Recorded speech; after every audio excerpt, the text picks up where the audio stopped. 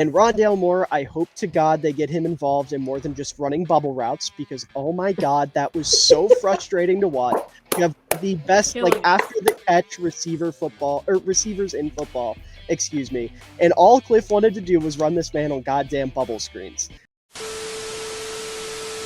Alrighty, welcome everybody to another team preview here on the channel. If you don't know who I am by now, my name's David. I also go by Miller Football, and I am currently on a journey to sit down with fans of all 32 NFL teams to talk about their team's most recent season, what they did during the offseason, and what's to come for their upcoming season.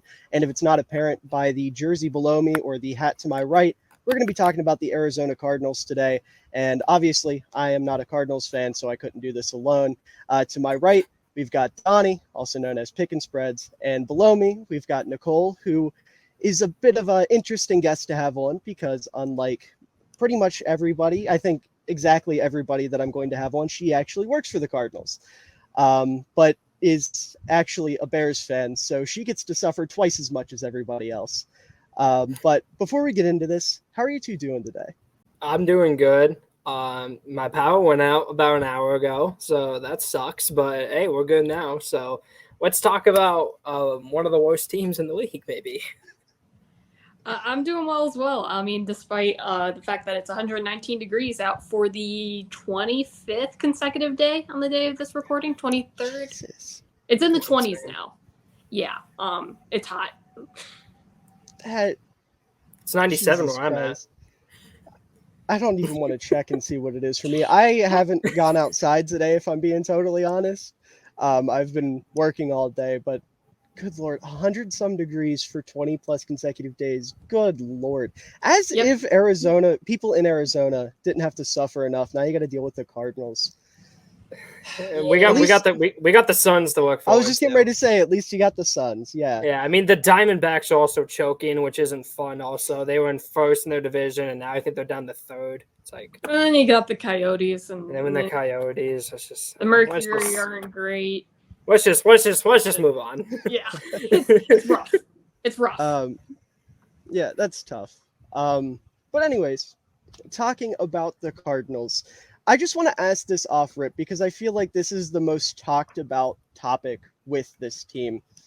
What happens with Kyler after this season? Do you think the Cardinals should hang on to Kyler, or in the very real possibility where they're picking first overall, do you think it's Caleb Williams' time? So, do you want to go or do you want me to go? Go for it. So, this is what I'll say.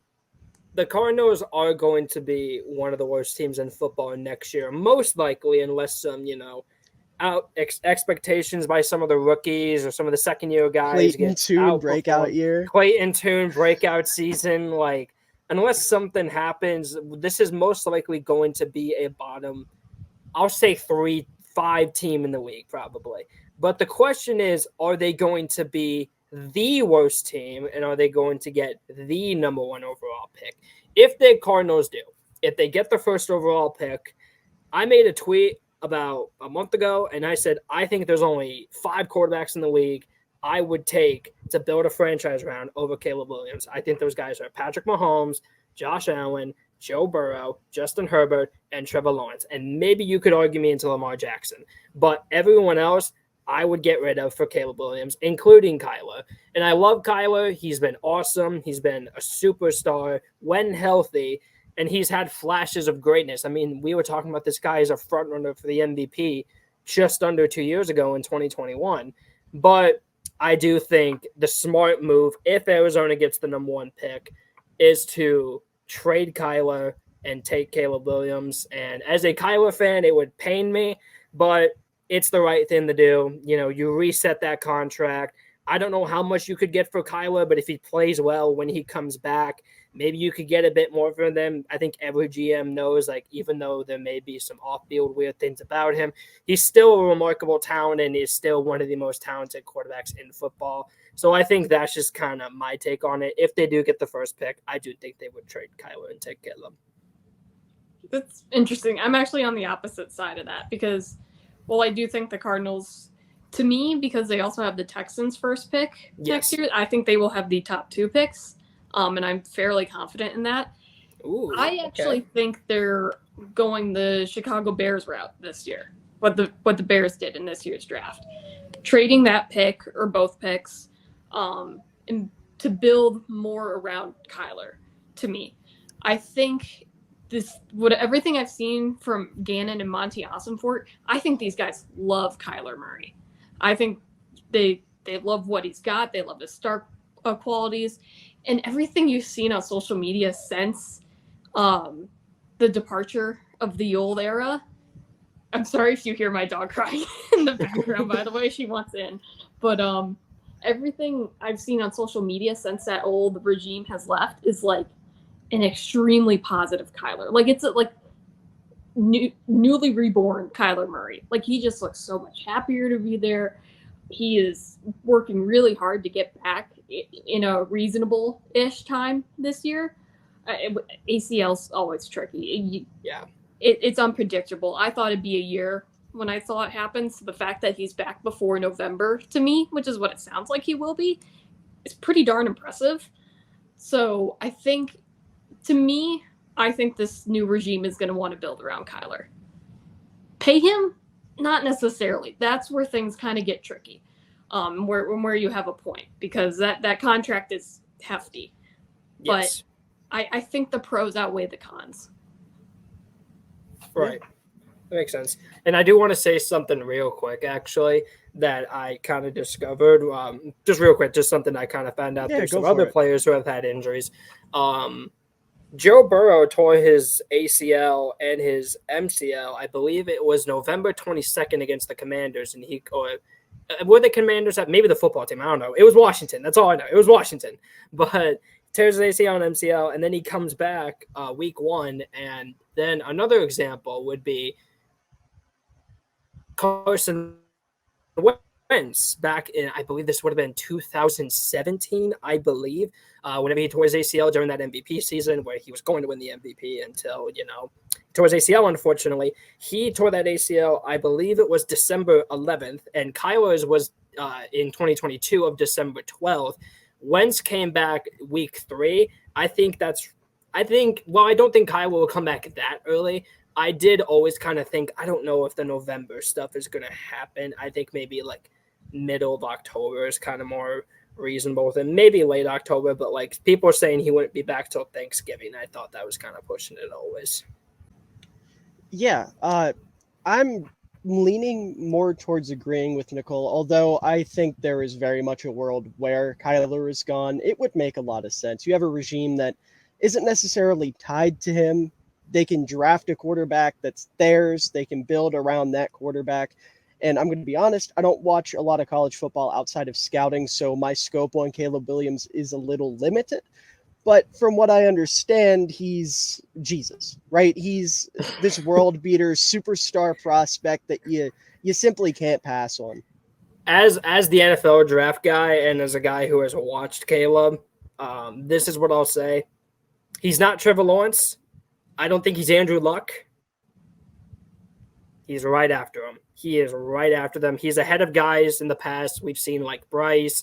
We've seen like Burrow, I think. Even Kyler is a prospect who I thought was a very good prospect coming out. I think he is a tier above those guys, but I don't think – because the media is kind of hyping him up to be the best prospect since Luck. Sure. And I'm over here thinking he's not – I don't think he's the best QB prospect of the 2020s, which is crazy to say with how good he is, because I don't want to do this on Caleb Williams. He is very, very good. He's unbelievable, but I don't think he's that top God tier prospect, but he's still a guy who teams will take for. That's basically my interpretation on it. Yeah.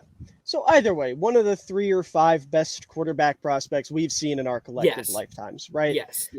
So I can understand why you'd want to move on. I get it 100%, especially if Kyler comes back and he isn't quite up to snuff. And we'll talk about the scheme and things like that Arizona should probably be running with their new offensive coordinator, and Kyler doesn't necessarily fit that super well. And I know you don't want to pick your quarterback based off scheme, but this is a different situation where that could be one of the many factors that play into it.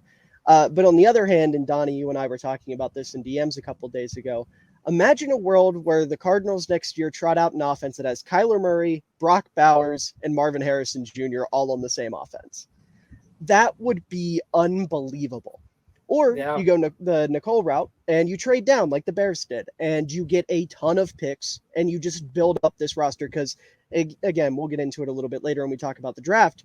I think Austin Fort knows what he's doing with the draft. He absolutely killed it this year, and it wouldn't shock me if he just wants more picks next year and does the same thing again. So I can see it going both ways. Me personally, I'm hoping they stick with Kyler because I really don't want Kyler to fall victim to the narratives and to, have all the haters kind of proven right. And also there is a world where he ends up in like Minnesota or Detroit, and that scares the ever living shit out of me. So I would like for him to stay in Arizona if possible to avoid anything like that. But yeah, I really hope Kyler comes out this year whenever he's healthy and just proves that he should be the guy. I love Kyler. He is probably the most underrated player in all of football right now because of the bullshit narratives and, talking about the Call of Duty and whatnot. Like it's tough. I just said the Call of Duty. I sound like a 40-year-old man. Well, I mean, there's also the homework clause that he had to deal with. And then also, just all the stuff he's already had to deal with, overcoming his issue with, his height and stuff. So, sure. Yeah, it's a good thing is, and the good thing is, though, all of that is from the old regime. And all of that is Steve Keim, and he's gone. Like that homework clause never should have been put in. The homework, if nothing else, it shouldn't have been made public. It's like no one won in that situation. That's why it's so infuriating. It's like the only people that win are the media and fans who get to talk about it and shit on him for this. And it's just a talking point. Those are the only people who win in that case to me. It was just like none of it made sense. It's also weird to me how, I don't know if you know this, not even a week ago, I don't think, Steve Keim was brought on to a Colin Cowherd show. And he goes on to basically kind of trash him a little bit. And he also kind of says, like, he needs to grow up a little bit. And this is a prove-it year for him, and he's not put in a good situation. And he's talking about how he needs to take responsibility for stuff. And I'm over here thinking this is the same guy who was labeled as maybe the most unlikable general manager, maybe in all professional sports. Like with everything Patrick Peterson said about him, saying that he wasn't even a man, that he was a boy. He said he was a boy, not a man. Damn, I didn't know that. Which is insane to me. And he basically says what he did to me is not what a man would do. And from that moment on, I was like, he must be not a very good person. So it's just interesting to me that he said all that about Kyle. And then also the homework clause, like you said, is just rough for him. Well, it's surprising to see how often Coward and I think he was on Good Morning Football. I don't know that I've seen him on ESPN yet, but how often they're asking him to come on. And to an extent, I get it because that's another former NFL GM. You get to pick their brain on things. Of course, naturally.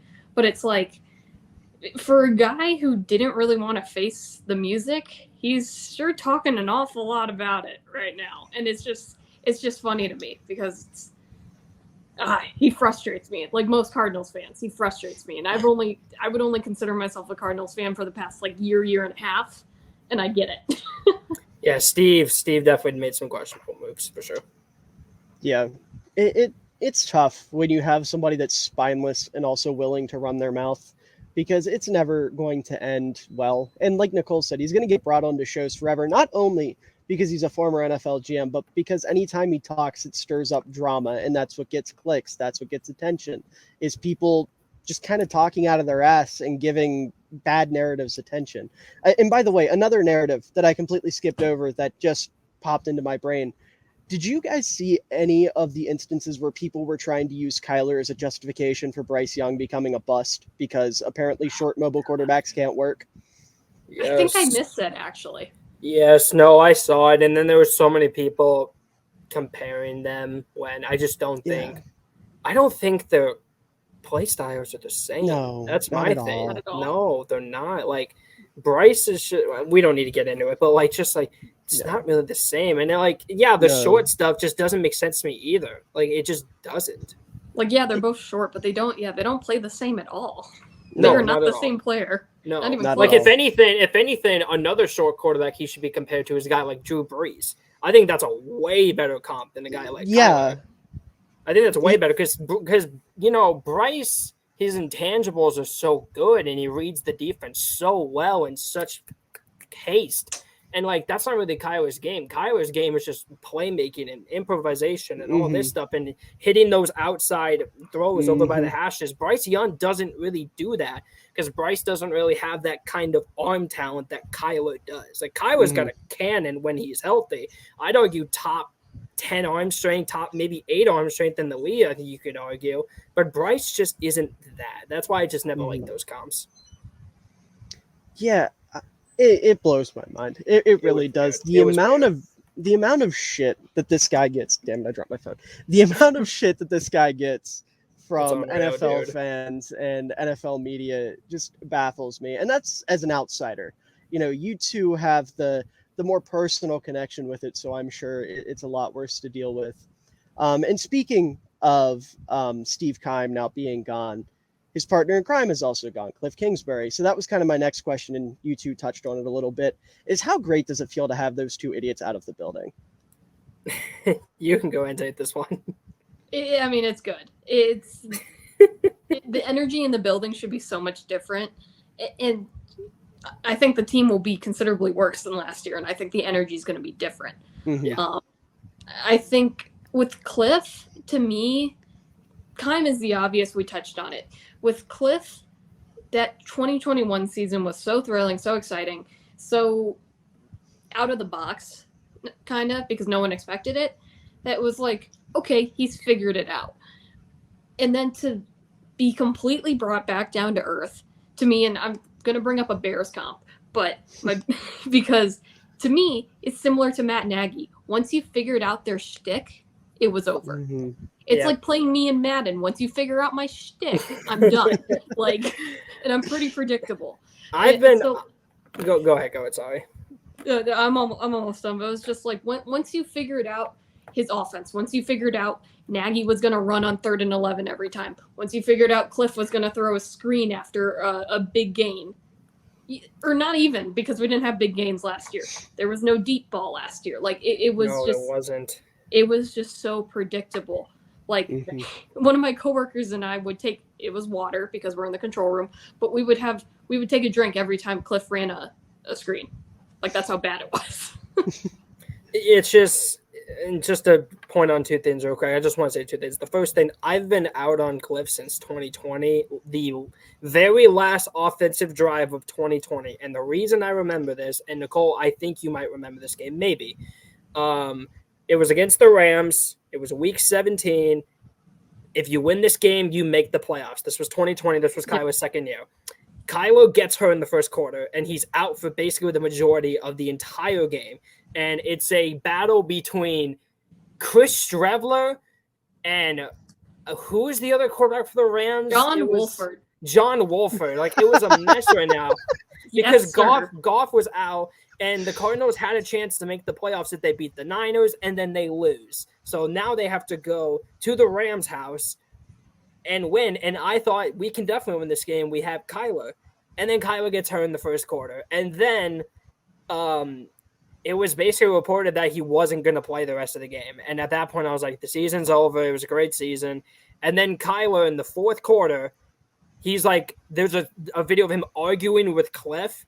And then he just throws his hand at him and then runs back onto the field.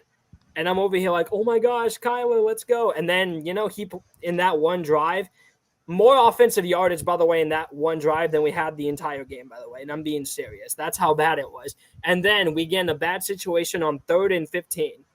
And with an injured Kyler Murray on one ankle, because his other ankle is bad, Cliff Kingsbury decides to run a QB option on 3rd and 15 with an injured Kyler Murray. I couldn't believe it. I could not believe it. I don't know what made you think that was okay. Not only one, is it a bad play call? Two, you're risking his safety doing that, dude. Like, it's insanity. And then just Cliff was such a headache. And last year it was so bad because they kind of changed some things up with the scheme because they didn't have Hopkins for the first 6 weeks. So they kind of put Hollywood Brown into the Hopkins role because they just didn't trust AJ Green. Because usually the Cliff scheme is like usually the X wide receiver, the number one weapons, the X, he lines up on the left side at least 97% of the time. And then the other ones line up on the right.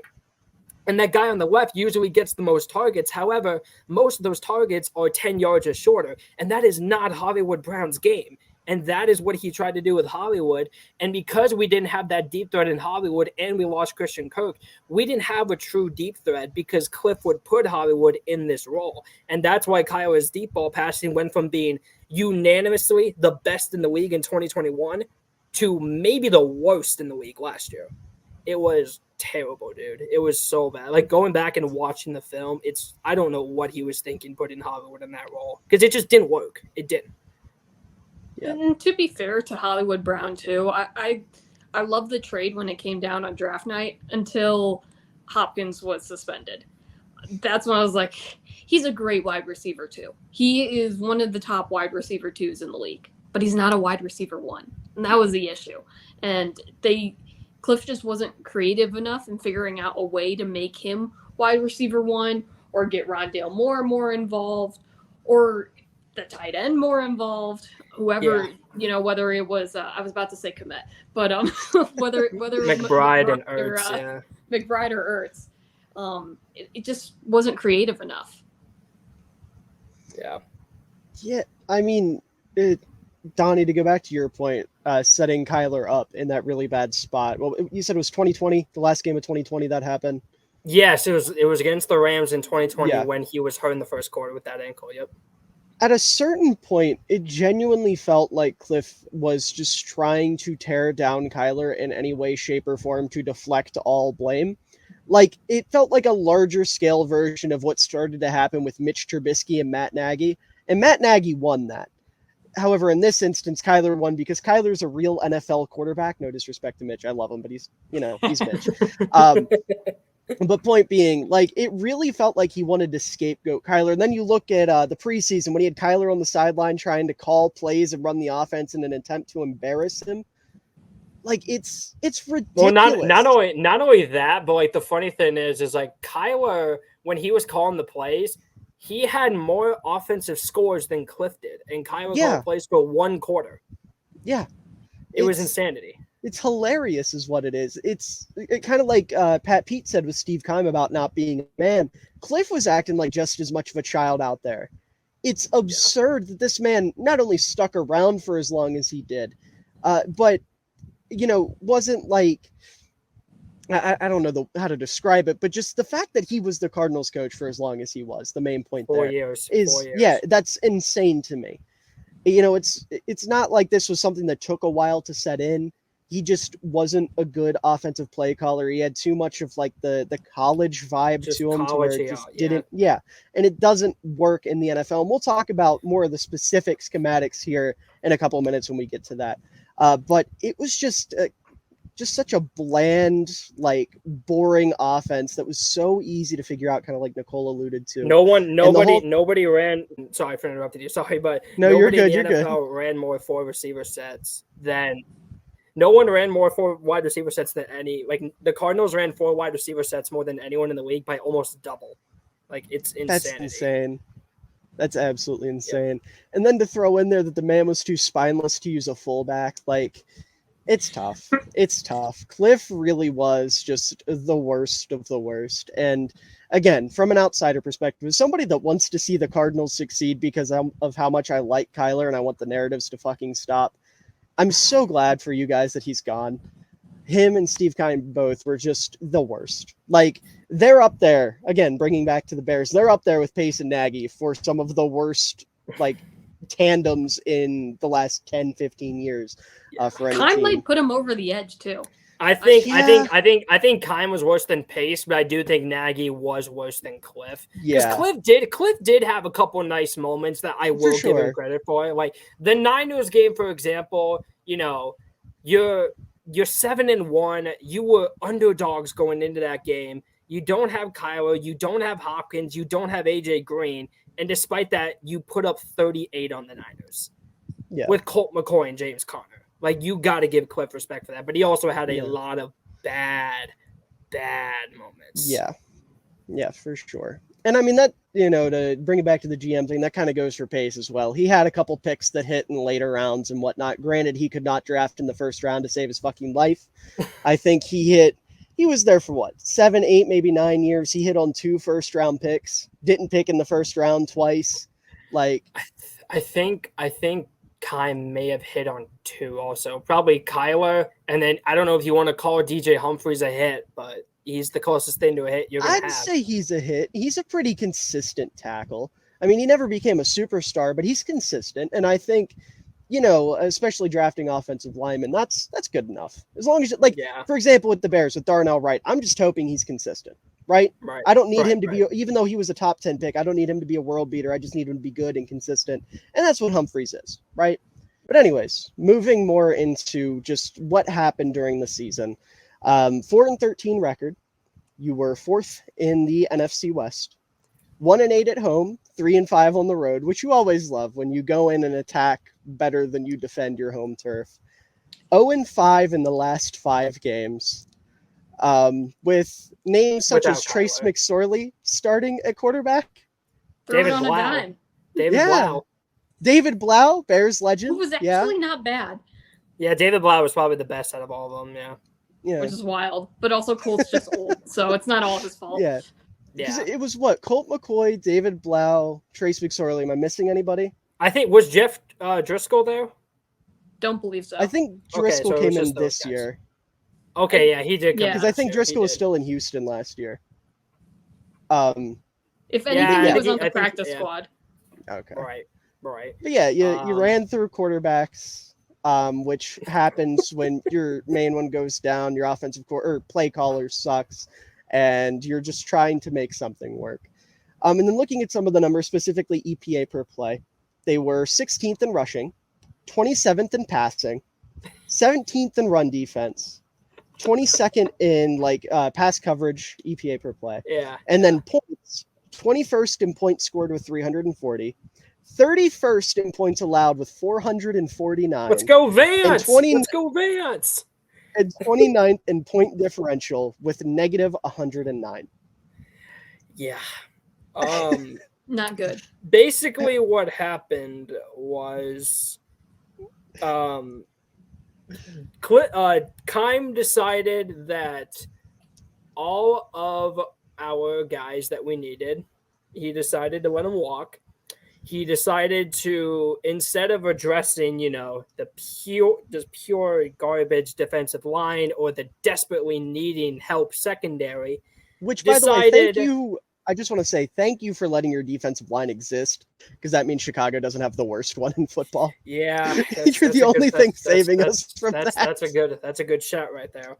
But instead of fixing, the terrible secondary or the awful defensive line, they decided, we paid Zach Ertz.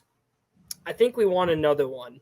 And then they drafted Trent McBride. So, and then, they're relying on 3rd-round rookies, Cam Thomas, Najee Sanders, who I liked both of them. You're not going to get much out of those guys. Like, those guys are, maybe they could become something later on, not in their first year, and you're relying on those guys. And then, thankfully, the only thing that saved this defensive line from being the worst in the league last year was Zach Allen breaking out of nowhere, and then J.J. Watt having one of the most underrated seasons that I've seen from a defensive lineman. For sure. And then now both of them are gone. So, basically what happened was just day one dysfunction. That's really that's the word I think you just got to throw out there. It's just dysfunction. For sure. I agree. And I remember the Chiefs game, first game, and coming away from that game, I was like, I saw no positives. No. Yeah. I was like, I didn't see anything. it's the Chiefs. I know we were going to lose, whatever. But like, I was listening to 98.7 on the way home because I like listening to people who call in and what they think. It was, I mean, credit to them for being positive, to be honest. Usually I feel like you don't hear that. Almost overwhelmingly positive that like, hey, it's the Chiefs. It's fine. Like they'll get it together. There were some positive. I was like, what positives? 360 yards and 5 TDs in 3 quarters. There was no spark at all from anyone. It just didn't feel like there was energy at all either. And I would never. I'm the last person to accuse athletes of not caring because that's just flat out not true. But that's just kind of how it felt. It was like, why does it feel like? Looked. Yeah, it's like I just saw nothing positive from that, and then it never got better. No, and well, I mean, that's what I was just about to say. Like week 2 against the Raiders for that first half, it was just the same thing. Like it looked like nobody was trying, nobody was doing anything. And the only reason we won that game was because Kyler decided to turn into Jesus in the second half and win us the game with, the amazing throws he was making, the 2-point conversion he had. Like the only way we won games was because of him and nothing else on this roster because it just felt dysfunctionized. And it felt like every single week, Cliff and the offense was just looking at Kyler and said, we need you to win this game. And at some point, you can't do that every single week. You can't. You need some type of help and some type of defensive support and some type of anything. And the Cardinals just didn't have that at all last year. Yeah. I mean, that's perfectly put. I keep saying it, but it's tough. It's really tough to look at the situations that Kyler was put in and just like Donnie said, how much reliance there was on Kyler from the rest of the team because he really didn't have any game where he was healthy that he could rely on something else. It's not like you had some great run game where you could pound rock and wear out the clock against somebody else. No disrespect to James Conner. He's just not that type of back. There was no game where your defense could bail you out because, like Donnie said, the defense was in shambles completely. There were like 3 viable players on it last year, and 2 of them are now gone. The other one, I don't know what the situation is with Budda Baker at this point. I know he wanted out. Seems like he's here to stay. Yeah, it seems like he's here to stay. Hopefully, we'll see. But okay, he's at camp, so that's a good thing. Yeah, that's a really good thing then. Okay, so you lost 2 of the 3 viable players, and thank God the other one is chilled out and cool with being on the Cardinals. It's really rough to look at. And I think Donnie put it perfectly. Dysfunction is just the key word. With all due respect, the Cardinals for the last few years are probably the most dysfunctional franchise in football. Well, I'll say second most because the Commanders exist. Dan Snyder does exist. Yeah, no one was beating Washington. It's who was second. No other sports team in all of sports is beating Washington. No, absolutely not. Yeah, I'm already in the blocking Dan Snyder out of my mindset now that I don't have to think about him as much. So it's a great day. Yeah, that's my bad for having that lapse. But the second most dysfunctional team in football, I don't think is a stretch by any means. But like we've already said, they're gone. They can't hurt you anymore. And that's got to be a wonderful feeling. But moving over to some of the schematic things, and I do want to start with the defense. Talking about what they did last year, and then Donnie, you said you looked into a bit of what the scheme's going to look like this year. I can let you take over for that if you'd like. But looking specifically at the coverages they ran last year, they were 11th in cover 0, 31st in cover 1, tied for 17th in cover 2, first in cover 3 with 47.3% of snaps. That's almost Almost half of their defense last year was cover 3. 24th in He's quarters. Just like me in Madden, for real. Yeah. No, I mean, it wouldn't shock me if Vince Joseph just gets his playbook from Madden at this point. But 24th in quarters, 10th in quarter half, and then tied for 5th in cover 5. By the way, outside of cover 3 and cover 2, not a single other type of coverage was over 10%. Which is tough again. So just Vance Joseph was not good. No, I don't know how, that's the dude. takeaway there. And like real quick off topic, that's why I'm not high on Denver because I don't know how he got that job. I don't know why Sean Payton offered him that job. I don't know why Denver fans are happy that they let Evero go. Oh my I don't God, know he's why awesome. he's awesome, and they just let him go for Vance Joseph. Mm-hmm. Like, oh my God, I don't know. Sorry, it's just NFL. No, you're good. It's again know what they further were thinking, testament dude. to how rough Vance Joseph's defense was last year. But luckily, the Cardinals did replace him with somebody who is a much better defensive mind. Now, I know there's some questions about how he's going to be as the leader of the football team with Jonathan Gannon. But his defense won't be nearly as bad as what Vance's was, even though the talent isn't necessarily there yet. There's some there, and you're kind of hoping some of it develops, but day one, there's not a lot of talent there. I like Gannon as a defensive play caller. You can say what you want about him being an Eagles merchant or an elite defensive line merchant, whatever. He's a Fangio guy. I'm a Bears fan. I'm biased. I love a Fangio guy. He also has a little. He's got a little Mike Zimmer and Matt Eberflus in him too, which again, Bears fan, a little bit biased there. But it's your classic bend, don't break defense. There's going to be a lot of quarters, a lot of split safety, those type of things.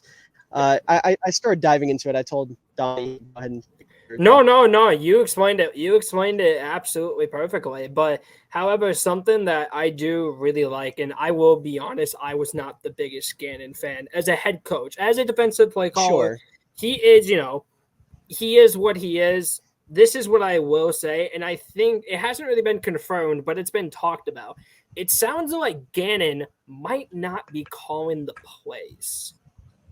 It sounds like it's going to be the defensive coordinator who they hired. Who came over with him from Philly, right? It was Nick Rowis, yes, who was the linebacker coach who I love, by the way, because this guy turned UDFA TJ Edwards into, I would argue, top 10, maybe top 8 linebacker in football. He was fantastic. Yeah, go Bears. He was fantastic last year. He was awesome. And then Kaiser White went from being one of the worst starters in all of football, period. Takeaway position. He was just one of the worst starters in the league. And he goes to Philly, and he was good for 2 years. He was very, very solid. He's one of the more underrated linebackers in football. Yes, right for now. sure. He was very good. And now he comes to Arizona. And Nick Rowis deserves so much credit for that. And now I will say I am a little hesitant because I don't know if you know how old he is. He's 32, dude. He is 32 years old. He is a baby. Like, there are players on the team that are older than he is, and he is the defensive coordinator. So, like, my friend... But hey, in his defense, the same things were said about Sean McVay for 5 exactly, years. And that's what I was just about to say is, like, if this guy, and I know these are crazy expectations, I'm not expecting it to happen, but if he genuinely, with everything he accomplished at Philly, because by far my number one question about Philly's defense before last season was those linebackers stink. And you could argue that was a top 5 linebacker duo in football last year. They were fantastic, especially in the playoffs. And now this guy, this young man is now a defensive coordinator of a football team. It's crazy to think, but like I definitely think he deserved the job. And it's pretty bad to put these expectations on him, but like genuinely with everything he's accomplished, like my friend who's a big Eagle fan said, like, if he works out the way I think he can, he could be like the defensive version of Sean McVay or like a Mike Tomlin who's like super young and gets a head coaching job at a young age. I don't think it'll happen for a little bit because, the Cardinals defense is bad right now because, they just don't have a lot of talent. But once they get talent, once they develop talent, this is a guy who can get a head coaching job maybe in 3 to 4 years. I agree with that. I was a really big fan of that hire. To jump back a little bit, though, I will say, and I'm probably in a very, very small minority, I'm actually a Vance Joseph defender. Really? Let me explain. I think, given the offense and the offensive expectations on the Cardinals, this is a team that should have been putting up 25 points a game, averaging, at least. I think the defense outperformed their talent, outperformed their expectations. The numbers don't say it, but like what I watched on the field was like, to me, that was like the hardest working group out there. I think there were a lot of breakouts with Marco Wilson. I Marco Wilson and Jalen Thompson are two players I'm very excited to see progress this year on the defensive side. And I know we'll get to Isaiah Simmons because I have a lot to say about him too. Yeah. But to me, did Vance Joseph deserve the job in Denver? I don't know. I mean, personally, with the NFL's track record of minority head coaches, I'm going to say I'm rooting for him because that's just fair. Not a track record they're good in right now. Sure. But to me, he outperformed expectations, even if the numbers don't say it. Even if, like, the Chiefs put up 44 points, but then hold the Raiders to 23, hold the Rams, which I guess in hindsight isn't that impressive, 20, Panthers at 16, the Eagles at 20. I mean, the defense constantly gave the Cardinals offense chances to take the lead, to not pull away with the game, but like make it a game. But the defense just wasn't the kind of defense that it could hold on for very long. And that's where those bad numbers come in. They couldn't hold on for too long. But for what they did hold on for, it wasn't half bad. To me, they outperformed expectations. My one issue with Vance, I just want to say this real quick and then I'll let you go, David, is just my one thing is just his refusal to play the rookies meaningful snaps. That's the issue. That is like you drafted Zaven Collins, Isaiah Simmons, top half of the draft. And I understand it's hard to figure out those guys because of their just I didn't even think Isaiah Simmons at the time at Clemson. I didn't really think he was like a football player. I just thought he was a freak athlete that I didn't really know what he was going to do. Like, I didn't know. Was he a linebacker? Was he a safety? He could have been an edge rusher for all I know. I didn't know. Like, he played everything at Clemson. So that's like, I get it. It's hard to figure that out, especially in the shortened off season. But like, dude, you've had 3 years to figure this out, and it just hasn't really been progressing the way you want. I understand. And also Vance put him in a really rough spot, asking him to play slot against the one team that's probably harder to play slot than anyone in the league, Kansas City, because, Andy Reid, Travis Kelce, and, Juju, those are all guys that you should be scared of, but that's just the thing. It's just the refusal to give the young guys meaningful snaps. That's my issue with Vance. Totally agree. Now, I will say I did not expect coming into this to get an extremely nuanced, like, Vance Joseph defender take, so thank you for that. That's great. I genuinely thought it would just be consensus. Vance Joseph wasn't that good, but you know what? I take your word for it. I didn't watch as much Cardinals football as you did last year, and you know what you're talking about. Which is a good thing. But on the flip side, at least I was getting paid to do it. Yeah, true. I was going to say on the flip side, I did watch a lot of Bears football, but at least that was exciting. Yeah.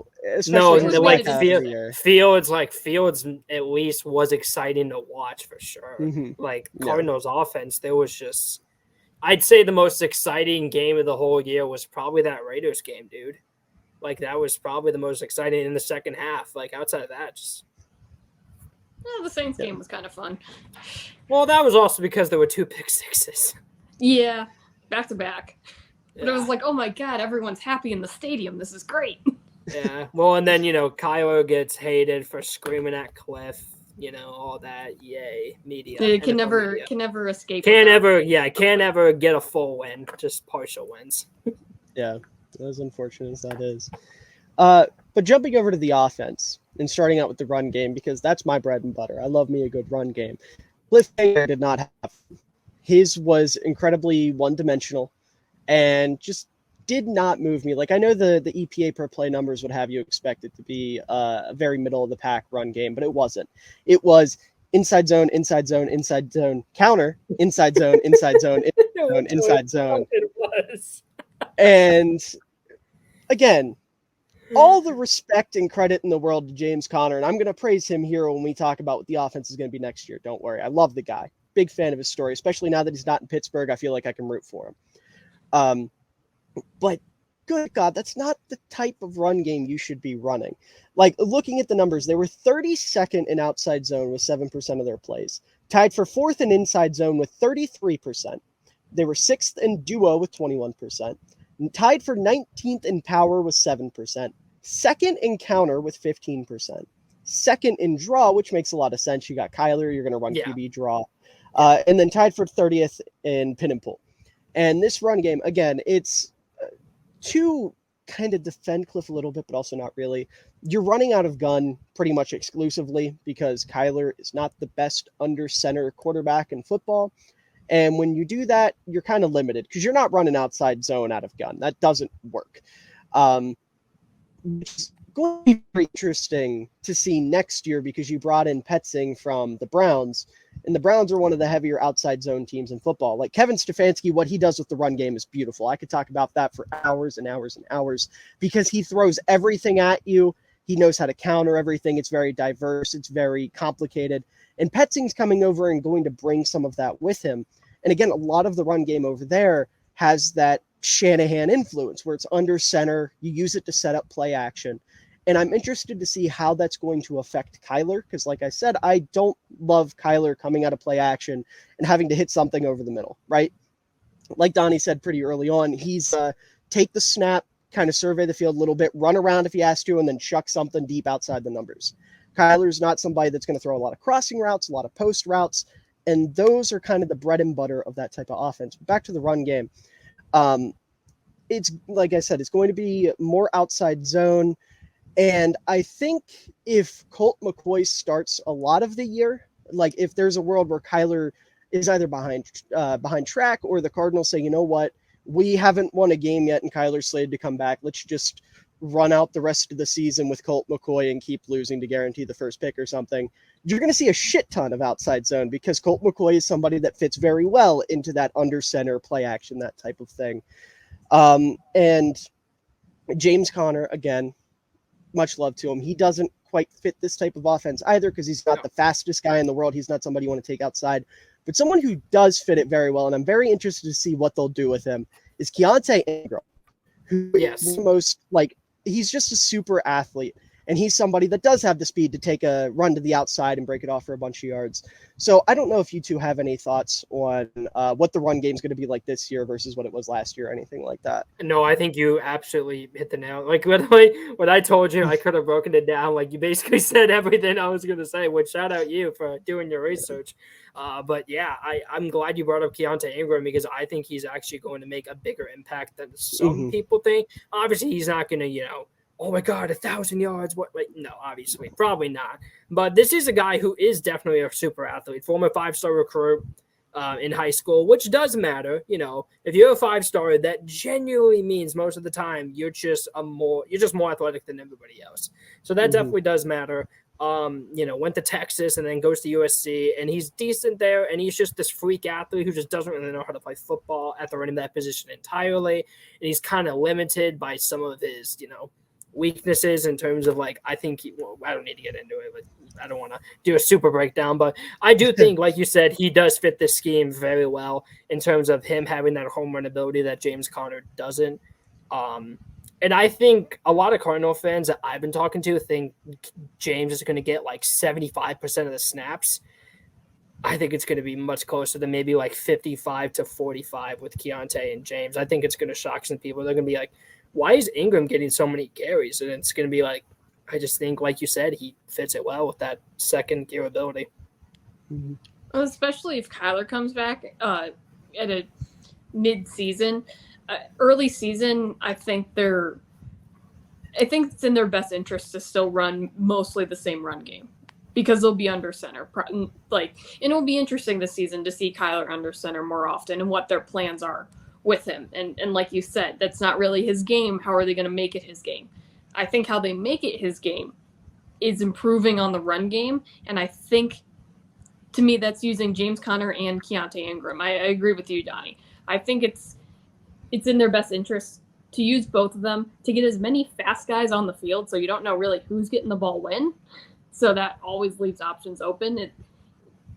Opening the playbook, because that's something Cliff didn't really do.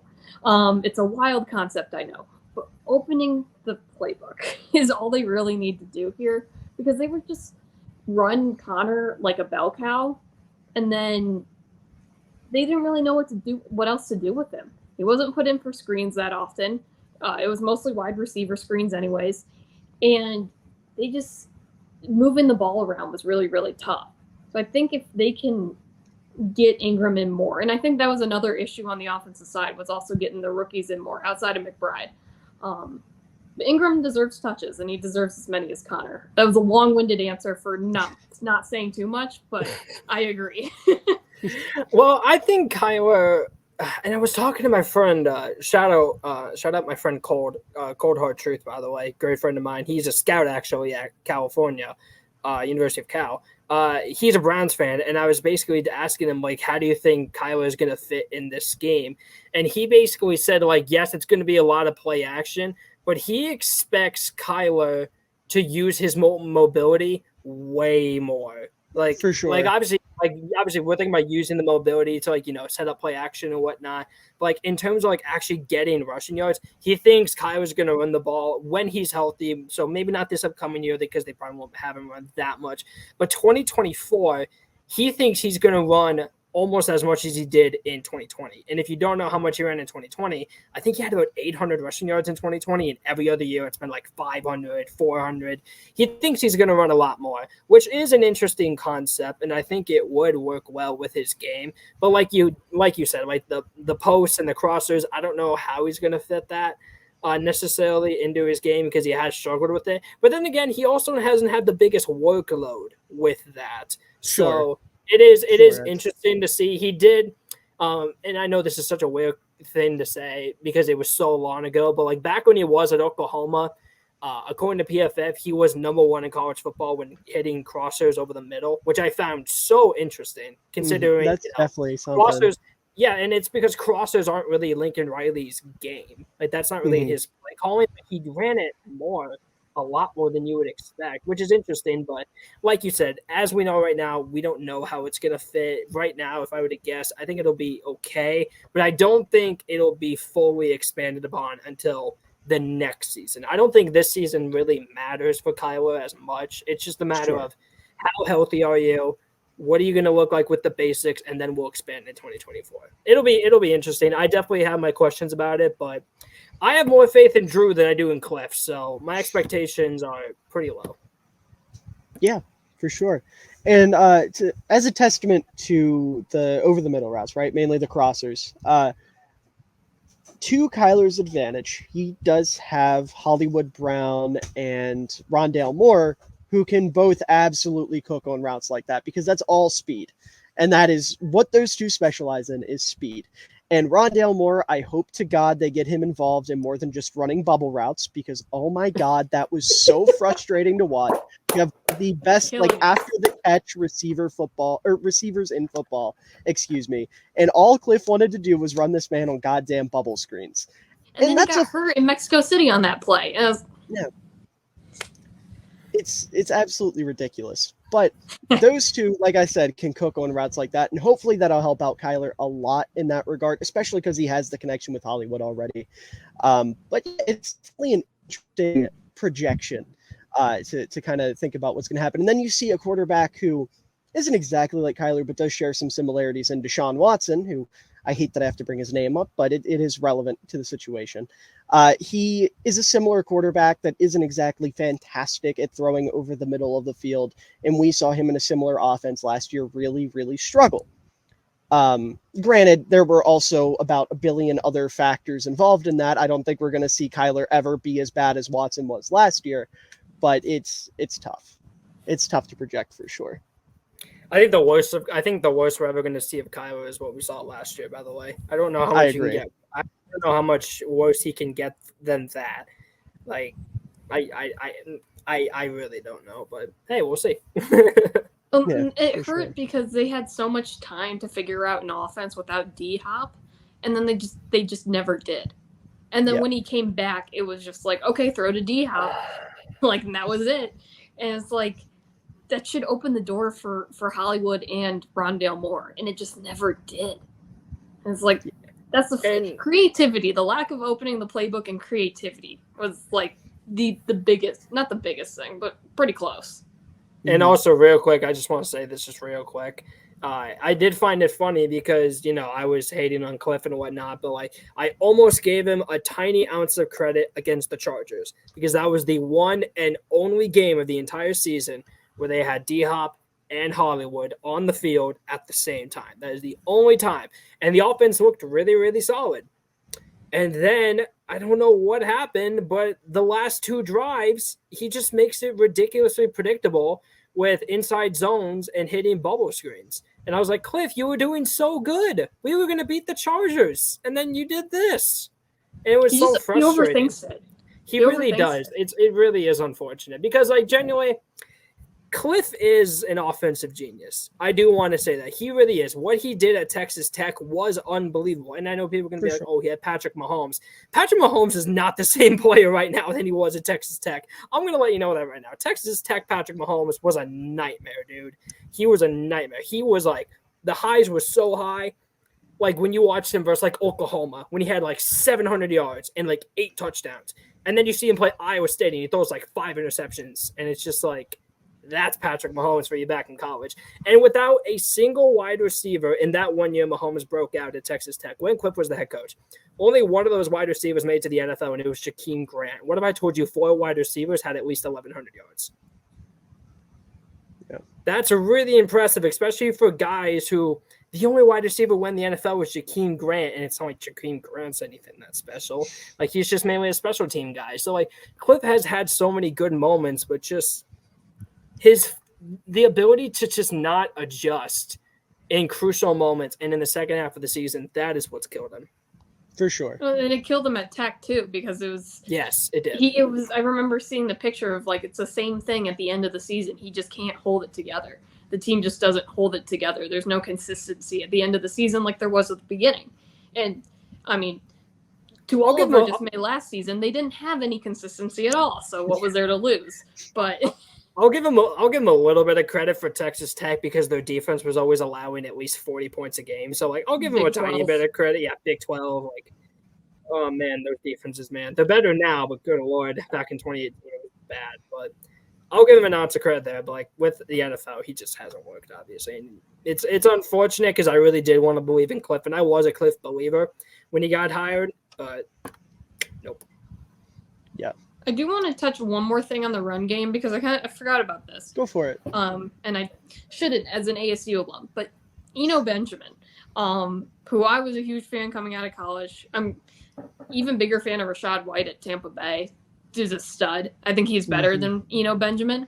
But what doesn't make sense to me is how well he worked in the offense and complementing the James Conner running game for those few games. And he didn't have big yards, but I remember distinctly putting up the stat myself that he had the biggest, and it was in that Saints game, but the biggest play of the season, the most yards in a single play of the season. He still had that big play ability, limited, but he had it. He complimented James Conner. He opened up the offense a little bit to make you guess, and then they just cut him, and we still don't know why. Maybe they were, weird. Maybe they weren't. They were on Hard Knocks. We never heard about it because they were super restrictive. But it was that was so frustrating. It's when it seemed like they figured out the right complement to one piece, they just let it go. Yeah. Yep. Yeah, I respectfully almost forgot about Eno Benjamin, if I'm being totally honest. I almost did too. Yeah. No, it's just a testament. Cliff is, like Donnie said, he's an offensive genius, but he overthinks everything and outsmarts himself constantly. And that resulted in a very stale, predictable offense where he was like, you know what? This worked when I was at Texas Tech. It's going to work now. And it just didn't. Or this worked in 2021, and then it never worked again. And it's tough. And I do want to say this one last thing about Cliff, and then we can drop it after that because we've talked about Cliff a lot. All right, go for it. 2021, I'm not the biggest fan of Chris Sims, but he definitely, he obviously has very amazing knowledge of this game, although some of his rankings are weird, but I think he does that just for clicks and whatnot. But in terms of his actual football, so funny though. But in terms of his actual football intelligence, not many guys are on that level that are in the media. And Chris Sims made a list of the most predictable offenses in 2021. Arizona was number 2. And I just want to remind you real quick, this was also the year when Kyler was playing like an MVP. Despite, according to Chris Sims, having the most second predictable offense. Which, it's unbelievable how Cliff could it's unbelievable. Again, another testament to Kyler Murray being the most underrated player in football. It's disgusting. It's so sad. And again, I could go on about that for another hour, but I do want to move on talking about the offseason. But before that, I do want to mention the beauty of this upcoming season, right? You've got a new head coach, new offensive coordinator, new defensive coordinator, new GM. This is very much, and I hate to bring it back to the Bears again, but very much where the Bears were at last year. Yes, it is. You're just trying to establish a culture, right? You want Gannon to come in and be like, okay, this is how we're going to do shit. You either get with the program or you get out. He keeps the guys around that get with the program. Guys will buy into it. The ones that don't, they're gone in the offseason or they're gone before the season starts. The Chicago, guys like Robert Quinn, Roquan Smith, I know they're very talented. They didn't fit with the MO, right? Arizona, they already got rid of DeAndre Hopkins, which is something that we'll definitely have to talk about here when we talk more about free agency and whatnot. And it wouldn't shock me if we see, a couple more notable names. They're not cool with the rebuild or whatever it may be, right? One name specifically, someone who, if I'm not mistaken, called out Kyler publicly, Kelvin Beachum. I'm right about that, right? I know it's one of their tackles, but it was it's Kelvin Beachum. Yep. Yeah. No, I don't want to make assumptions and say that guy doesn't want to be a part of this or whatever, but if he's making comments about Kyler in the offseason, unless Gannon really reels him in, it wouldn't shock me if he's somebody that doesn't quite buy in and ends up on the chopping block and things like that. I just wanted to throw that in there because that's something to monitor. I do think there's a real chance he doesn't start because there were rumors at first that Paris was going to play guard, but now it seems like they want him to play tackle. So maybe you play him at right tackle over Kelvin Beachum, who on the field, I don't think he's bad. He's not anything special, but he's just your average starting. Just put him out there and he'll do his job. He's not going to do anything extra. Yeah. But yeah, it was weird when he did say that stuff, and I am surprised that he is not gone. By the way, I am surprised. Yeah, and I'm surprised he said that too, because Kelvin Beachum is just he's always in the community. He's always he is so ingrained as part of the Valley, as part of Glendale, where the Cardinals play, and just Tempe where they train. He's on the NFL Network commercials. He's kind of like the Cardinals representative in a way, the most outspoken Cardinals representative. So it was shocking for me to see it was him to say that because he is such a likable guy otherwise. Yeah. Mm-hmm. He seems like a good locker room culture guy. So it would still surprise me if they let him go. Yeah. But moving on from that and into the off season, I always ask everybody that comes on here, what free agent loss hurt you the most? And whether it's somebody you think was really good and not having them on the team is going to hurt, which I don't think is that big of an issue with the Cardinals, or if it's just somebody that you were a big fan of and you're really sad to see them go, who would be your guys' most hurtful free agent loss, I guess is how I'll word it. Zach Allen for me, for sure. I know some Cardinal fans might say Byron Murphy. Byron Murphy was not very good last year.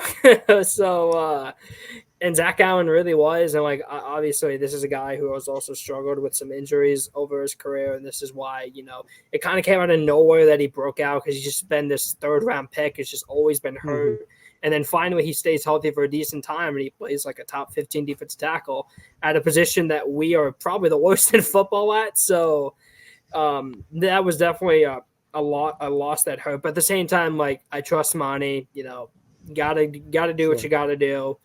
If he's not in the vision, then so be it. I'm with you. I had to look up to remind myself of all the guys who left this season. And I can't believe I've forgotten Zach Allen because he was one of my favorites last season. He was a stud. It was his breakout season. It makes sense. He was going to go somewhere else and get paid. To me, it's it hurt. It hurt to see him go because I loved seeing him in a Cardinals uniform. But it also made sense why they wouldn't pay him at the same time. So That one hurt. Marcus Golden kind of hurts. That one's a little underrated. I know he wasn't anything special, but he was just a fun guy to have around.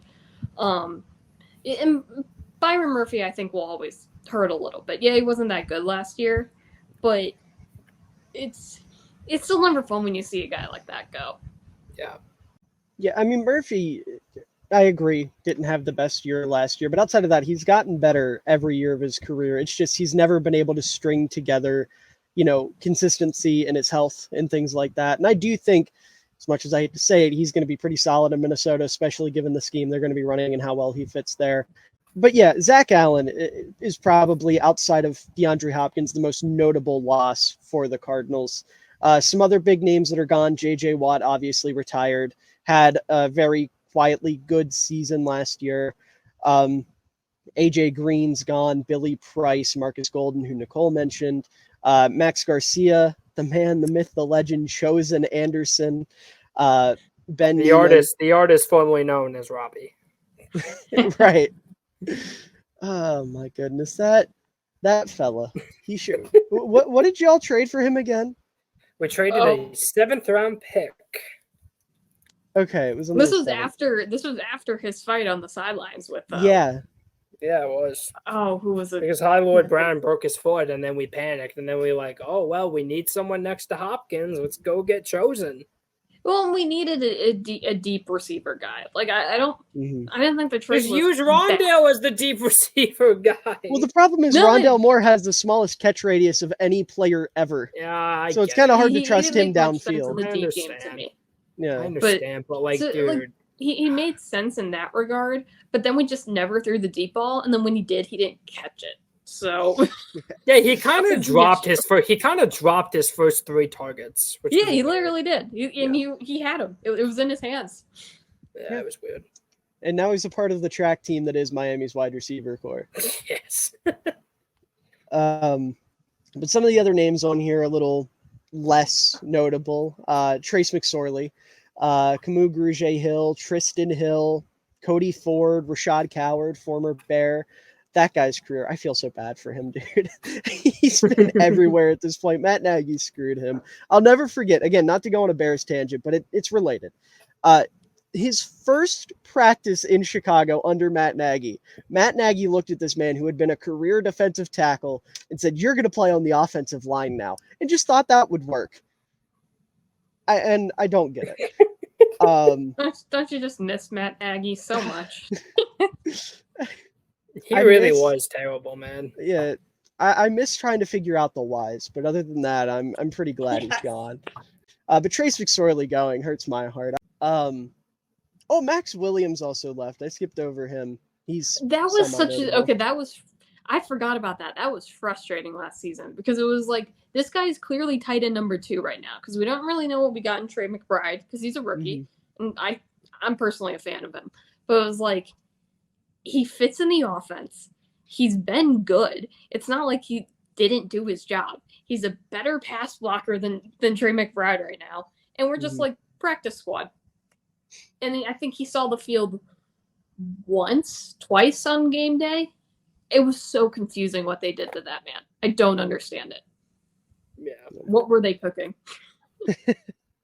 Cliff was cooking up a feast, bro. No. But jumping over to the free agents you guys kept around, Nicole, if I'm not mistaken, there was a very specific wide receiver that got extended for a year. So if you'd like to just go ahead and fangirl over him, by all means. Oh, my boy. He signed this jersey too. I can't. Did he really? That's awesome. Yeah. That's so cool. That's awesome. I might be Greg Dortch's number 1 fan, and I'm not sorry for it. Okay. I think Michael Wilson will eventually become wide receiver too. I don't think that's a stretch. We can get to we'll probably get to the rookies too. But Greg Dortch, I just, first of all, I love the man, obviously. I think, to give a little context, my first day of work with the Cardinals was Christmas Day 2021. Yeah. And he was fighting, I was a stats assist. So we were updating players and stats and whatnot. And I was like, oh, yeah, this guy's fighting for a roster spot. I was like, oh, that's cool. And then, I don't know, it just started from there. It was like, it went on from there. But this guy's playmaking ability, his size kind of complements the game because he's not terribly big, but he's speedy and shifty. And that's the thing, because sometimes when you get too much speed, they can't stop on a dime like you want them to. He can stop on a dime. He's just a playmaker, and he took advantage of his opportunities and just ran with it. And currently is, as far as I'm concerned, wide receiver 2. He's a slot receiver now. I don't even know. I am fangirling. You're correct, because I love him. I can't even put in like. I mean, I respect football it. Terms. I respect it. Now you feel about Greg Dortch the same way I feel about fullbacks, and I love it. It's great. This is true. This is true.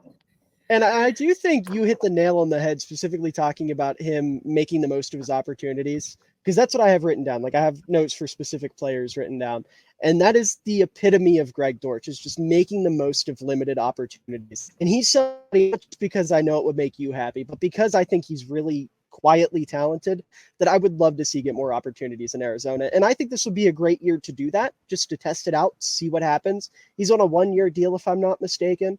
Yeah, 1 year, I believe. So if he balls out, which is very possible, you give him a long-term contract and you feel great about it. So I hope for his sake and yours, he balls the hell out, because I think he's a super fun player. Just wrapping up the free agents you guys kept around: Kelvin Beachum, Will Hernandez, Antonio Hamilton, Corey Clement, David Blau, Jonathan Ledbetter, Matt Prater, Nate Hairston, and Zeke Turner. Do any of those names do anything for either of you? Will Hernandez was good when he played. Mm-hmm. He was decent. And that was a weird pickup at first, because I was like, Will Hernandez was so bad at the Giants, except for his rookie year where he was okay. And now we have him, and he's going to be starting. I don't know if I like that. And he was solid last year. I'd argue he was probably our best offensive lineman last year. I mean, sure, that's not a high bar, but like still. In the games he played, I would say so. He was decent. And to me, he's another good locker room guy. And like, they shouldn't always be starters if they're just locker room guys. But that's not a bad thing to have around. It never is. You need guys like that. You need guys to keep it upbeat. And to me, Beachum and Hernandez are that. They're a part of that anyways. Well, when Beacham's not slandering Kyler, but. When Beacham's not slandering Kyler, yeah. But and to end off on the, back to my boy, Greg Dortch, it was just like, to me, it's the way he was able to make something out of nothing, which is what everyone had to do last year. And it was like, back to the opportunities thing. When he had the opportunity to do that, he did just that. The 49ers game, Monday night, Mexico City, that was like, okay, hey, everyone knows who Greg Dortch is now. This is cool. Absolutely. I can never look positive on that game because of what the ESPN broadcast crew was doing. I can That's never fair. look positive. Because they were just gushing and gushing over Colt McCoy. And they're like, oh, he runs the offense so much better than Kyler. Like, he's just so much better. And then at some point, Steve Young said that Kyler should be, like, on the sideline calling the plays for the first half. And I'm over here like, dude, like, nobody gets treated like that. No, like, what other quarterback is like told to go call plays? Like, no other quarterback. It's so frustrating. Let's just move on. Oh, yeah, it was so frustrating. Yeah, but moving over to the free agents y'all actually added, there wasn't a lot of money to be spent, so there's not a lot of big names here. The most of money was spent on Kaiser White, who's making about $5 million, and we talked about him a little bit already. One of the more underrated linebackers in football, has experience with Jonathan Gannon. Good signing there, if you ask me. Yaltzi Froholt coming over from the Browns, another guy that just has experience with the new coaching. Someone that played guard, but you'll probably end up kicking into center because he's athletic enough to do it, and that's the key to a wide zone blocking scheme, is an athletic center. And then outside of that, Zach Pascal, who, again, has connections with Jonathan Gannon. He's a good, what's the word I'm looking for? Yin to the rest of the receiver room's yang, if that makes any sense. Like, he's not the super athlete. He's more of a kind of like an X, but also not the greatest at that. He'll be fine there. And then other names: Ben Still, Matt Hack, Carlos Watkins, Elijah Wilkinson, Rashad Fenton, Josh Woods, Chris Barnes. Rashad Fenton, dude. He's actually going to be he's projected as the starter for us. Really? Yeah, he is. Which I don't Okay. really hate because like he was decent in Kansas City. Yeah, he's and then okay. he just kind of got hurt, but like meh. Then a couple other names: L.J. Collier, Jeff Driscoll, who we did bring up earlier, and who I'm going to bring up again here in a couple minutes because I'm going to say something that kind of sounds disrespectful. Yeah, L.J. Collier's a Cardinal, unfortunately. The worst first round. God, what are we doing? And then Dennis Staley, Kevin Strong, Chris Boyd. Not a super exciting or flashy free agent class, but you got a couple guys that can definitely make an impact right away, a couple guys that are familiar with your current coaching staff, and also LJ Collier. Seahawks legend, man. That's all I can say. To me, they're all bridge players. Like, as far as I'm absolutely, concerned, they are all. I think guys. KJ White will make a decent day one impact. I think it'll be okay. I agree with that. And I think Pascal will surprise some people, but I better see Greg George on the field. My prediction is Pascal doesn't even have 14 catches this year because I think Michael Wilson is just going to take over his spot. Oh, I would love that. That's fair. I think Michael Wilson is going to. I don't know if we want to talk about the draft. I'll wait till that, I guess. Well, I was just about to say, moving over to the draft, which is a little more positive. There we go. The Cardinals absolutely cooked. And just to kind of ease us into this, and then we'll fill in the gaps. What was your favorite pick the Cardinals made? Well, as the draft guy, that I think I'm okay with the draft. Like, I'm all right at it. But I mean, every pick, our first 4 picks, I thought were all great. I was lower on the Paris pick. I will say that. I liked Paris. I thought taking him at 6 was a bit of a reach, and let alone trading up for him. But then, and at first I was upset about it. At first I was like, okay, this is like a C, maybe C minus. But then getting the Texans, not the Browns, the Texans first round pick, that could very well be a top 5 pick. That could be Brock Bowers. That could be Marvin Harrison. That could be a blue chip guy with that pick. And that's when I was like, oh, okay, I'm okay with the Paris pick now because now we have this pick. But in terms of the Paris, like, I don't know, I liked him. He was my OT too. I thought he has I think he has the highest ceiling of any tackle in the draft because he's just so light on his feet and he has such long arms. He's such a fluid athlete, but he does need some work. He needs some work with hand placement. His run blocking I think it was a little bit overrated because I think a lot of people are comparing it to like maybe Darnell Wright or maybe like Roderick's. I don't think it was on that level. So it's going to be weird, but the Paris pick I liked. My favorite pick though was definitely Michael Wilson, because this is a guy who you want to talk about talent and just the size and the physical tools he has. They're awesome. I'd argue top 5 in the class, I'd argue. The problem was he just never stayed healthy in college. He just never did. And then also Tanner McKee sucks. So, when he's throwing you the ball, it's rough because he's terrible. Yeah. God, shout out PFF for thinking he was a first round pick. I don't know what the hell they were thinking, but yeah, I don't know what they were thinking, but I really like Michael Wilson. This is a guy who can dominate from the X, and I think he also has slot versatility. It's just, can he stay healthy? That's the main thing. Is he ever going to be a number 1? I doubt it. I don't really see that. Does he have the talent to be? He could be a low-end 1, but I don't expect this guy to be coming a 1 anytime soon. But if you told me that after this season he's the second best Cardinals wide receiver as a rookie, I mean, I would very much believe that with how weak this receiver core is. And I do agree. I think he'll eventually become wide receiver too. I'm excited to see him out in the field. Yeah, Marquise will be 1. That's just kind of how it goes for right now. My favorite pick was, and I gotta look at his name. I don't want to mispronounce this. BJ Ojulari. He was my favorite. I think he's going to fill in what they couldn't figure out with Isaiah Simmons, who I still want to talk about, by the way. We will. But I think he's going to fill in what Cliff thought he was going to get out of Isaiah Simmons or what they wanted to do, but they just could never figure out. I think BJ is going to be that guy. I think he's a day one guy. This is already a weak defensive line as it is. You lose Zach Allen and JJ Watt, you're already pretty thin at it.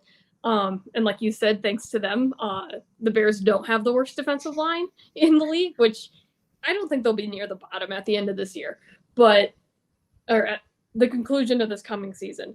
But the Cardinals need a guy like Ojulari who can move, he can be off the ball. He doesn't have to be at the line to still get back to the quarterback.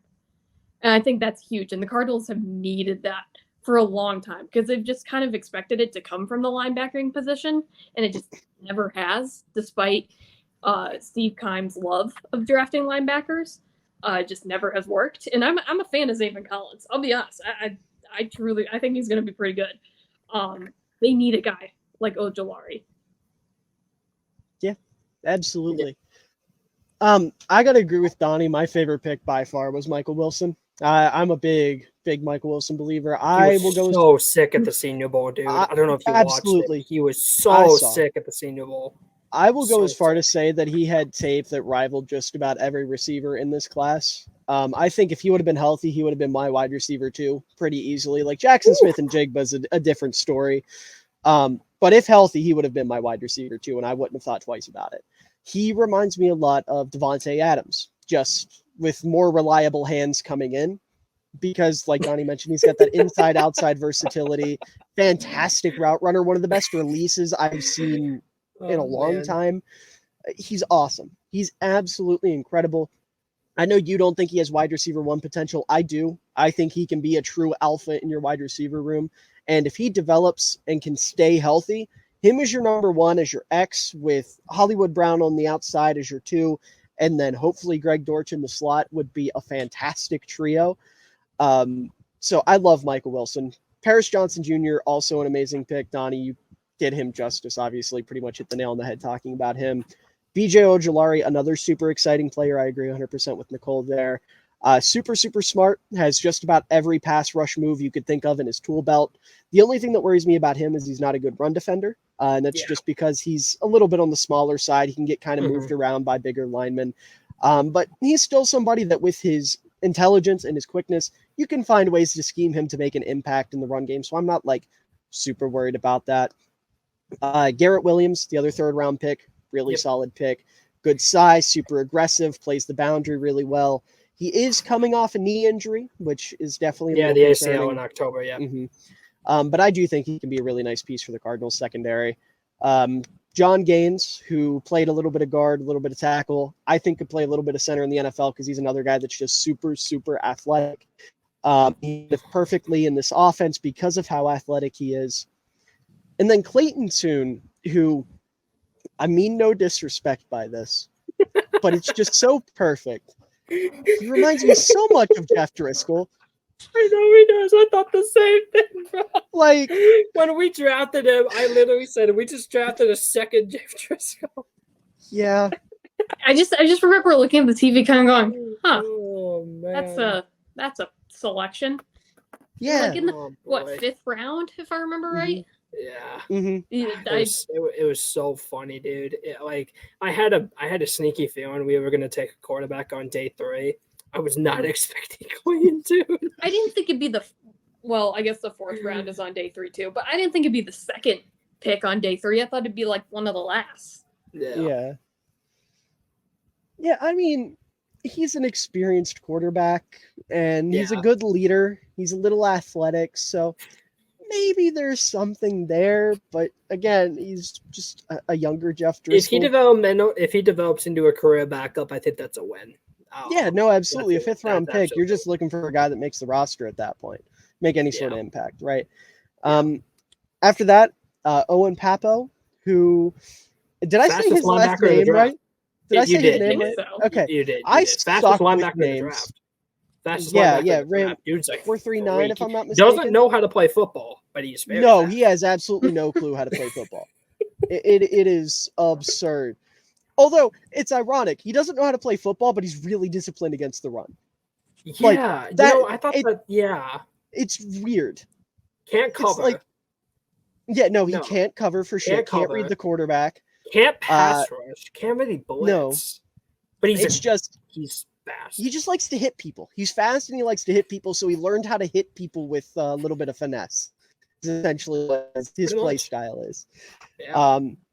But it's tough It's something he you misses... can build off of, though. And I'm No, guessing on absolutely. day 3, that's Nick what Rallis that's develops him, watch out. And yeah, that's the other good thing. You've got this kind of like behemoth of developing linebackers in your coaching staff. I will say my biggest issue with him, and I've been told I overrate this a little bit. I don't care. He really struggles tackling. Like, he misses a lot of tackles. And that is always some... It's the main thing you do on defense. That's why you're there. Unless you're a corner, you were there to tackle, right? Yeah, and like that's you can't tackle as a corner. Yeah, right. Corners, I'll give you an exception. If you're Sauce Gardner but you can't tackle, cool, that's fine. But if you're literally any other position on the field, I have a problem with it. Like Sidney Brown, for example. Everybody loved him.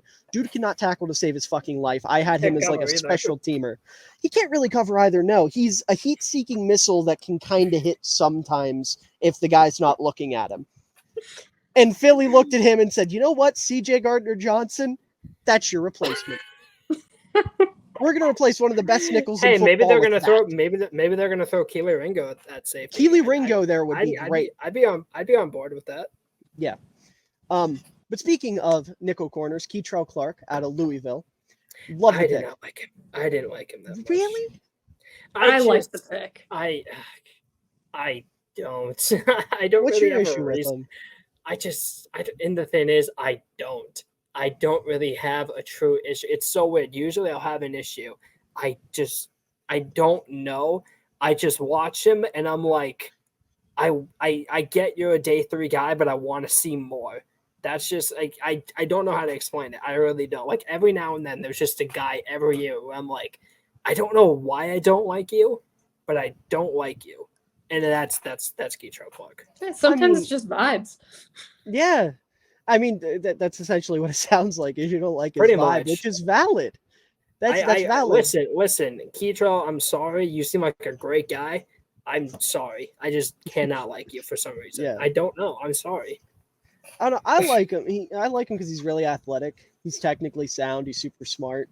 I will say he's small, like skinny, small, not short, but skinny.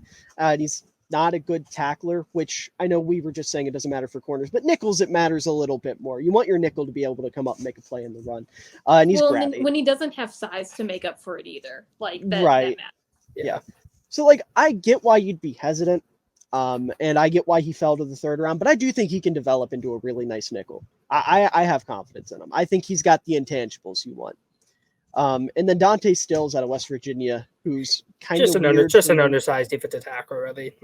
Yeah, but it's ironic. He's an undersized defensive tackle, but he had his best reps at edge last year. Yeah, he's a weird tweener. He's a really weird tweener, which in the 6th round, that's fine. Considering your defensive line is as bad as it is, if he can make an impact literally anywhere, that's cool.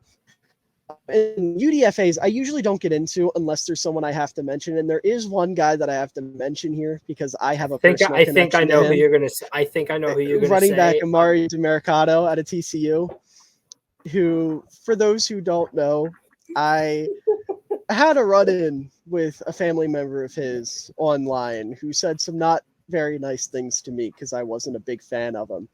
But that's neither here nor there. I just had to bring that up.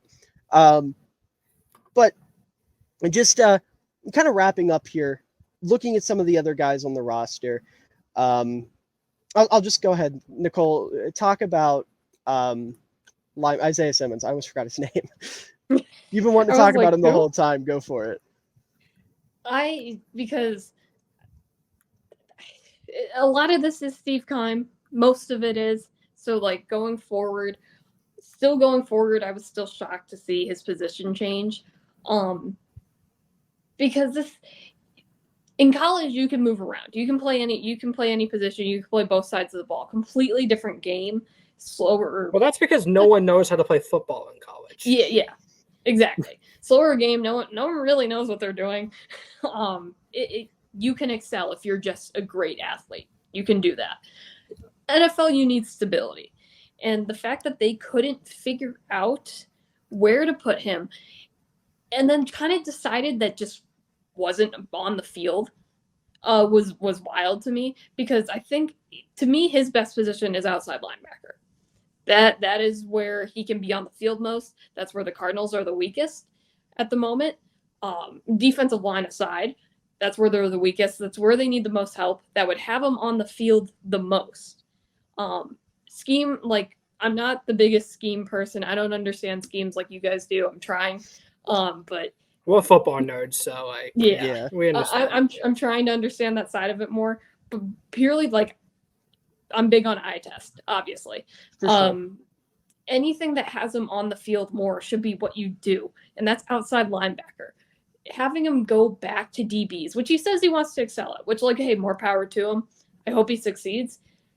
But they have depth there. I'm not saying it's great, but, like, I'm a big Marco Wilson, Jalen Thompson, CB1, CB2 fan. I think they both broke out last year. I think they're both going to have a great year. Marco Wilson especially had a pretty great year. Buda's back. As long as Buda's back, you have him on the field. And I know they want to have him in the nickel slot, and he has the size and speed for it, but I just think his size and speed fits more at a linebacker position, where he can watch the middle of the field, and maybe his football IQ isn't quite there, which it isn't, as far as seeing the quarterback. But you can get him there. Like, he's shown it. He showed it in the Saints game. Having him and improving him at DB will ultimately improve him at linebacker, right? The learning another skill will always help it some way. But it's going to be very frustrating when we have another Hassan Reddick situation where we didn't pick up his fifth-year option, we let him go, and he excels at the position we should have put him at in the first place. That'll be frustrating, I think, for all Cardinals fans to watch again, because that just kind of seems like where we're going. And Isaiah Simmons is a very talented, athletic player who you should want to be on the field as much as possible. And I just don't know if the nickel is that. I don't know if DB is that. And like I said, when you're the weakest, he's not a D lineman. Don't put him on the D line, even though that's the weakest position. He's a linebacker. He's a guy who can seek the middle of the field. That's where he should be. Yeah. I do want to say something real quick about Marco Wilson. I am cautiously curious about it. I'm not going to say optimistic. I'm going to say curious, because I'll be honest, I hated the pick when it first happened, because Marco Wilson is – when I watched Marco Wilson at Florida, I saw an athlete and nothing else. And it tested well at the combine. I remember this because it was one of the best combines I've ever seen.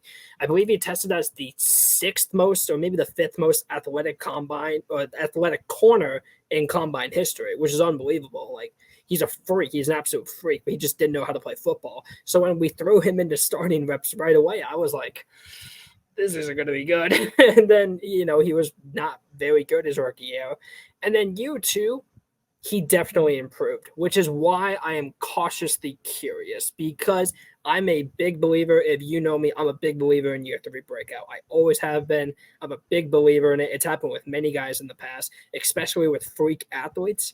That's why I am cautiously curious about Marco Wilson, because, like, if we're talking about ceiling, his ceiling's a top 10 corner just because of his athleticism alone. It's unbelievable. Like, you don't find guys who are 6'1", over 200 pounds, and run a 4.34. You just don't find those guys often, and that's Marco Wilson. So I'm cautiously curious about him for sure. That's what I'll say.